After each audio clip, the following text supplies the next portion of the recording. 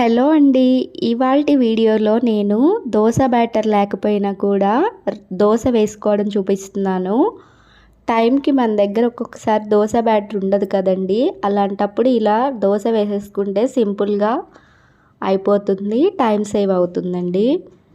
అయితే ఇక్కడ నార్మల్గా అయితే నీరు దోస వేస్తుంటారు కదా, వరిపిండితో మాత్రమే చేస్తారు, అది బియ్యపు పిండితో. దాంట్లోకి ఆనియన్స్ ఇంకా ఏమైనా కావాలి అనుకుంటే యాడ్ చేసుకొని వేస్తాం కదా. నేను ఇక్కడ సింపుల్గా వరిపిండితో పాటు రాగి పిండి కూడా యాడ్ చేస్తున్నానండి. సో దీన్ని రాగి నీరు దోశ అనొచ్చేమో. నీరు దోశ అంత పల్చగా వేయకుండా కొద్దిగా దగ్గరగా వేసుకోవాలి దోశ. దీనికోసం దోశ బ్యాటర్ కన్నా కొంచెం లూజ్గా ప్రిపేర్ చేసుకోవాలి.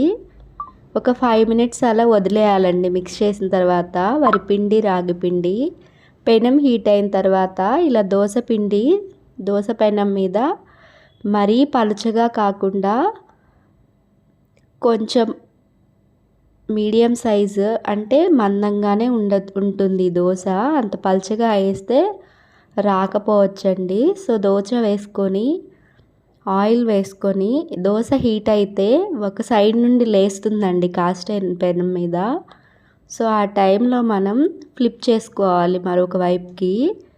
అంతే అండి, 2 సైడ్స్ మంచిగా రోస్ట్ చేసుకుంటే పర్ఫెక్ట్ ఇన్స్టెంట్ రాగి దోశ రెడీ అయిపోతుందండి. కాకపోతే ఇక్కడ బ్యాటర్ కోసం రాగిపిండి వరిపిండి సేమ్ ఈ ఇన్స్టెంట్ రాగి బ్యాటర్ కోసము మనము ఏదైతే క్వాంటిటీతో రాగిపిండి తీసుకుంటున్నామో సేమ్ క్వాంటిటీ వరిపిండి తీసుకోవాలి. అంటే 1 కప్పు రాగిపిండికి 1 కప్పు వరిపిండి తీసుకొని వాటర్ కొద్దిగా యాడ్ చేసుకుంటూ ఉండలు లేకుండా దోశ బ్యాటర్ వరకు వాటర్ యాడ్ చేసుకోవాలి. సాల్ట్ యాడ్ చేసుకొని పక్కన పెట్టేస్తే దోశ బ్యాటర్ రెడీ అయిపోతుంది.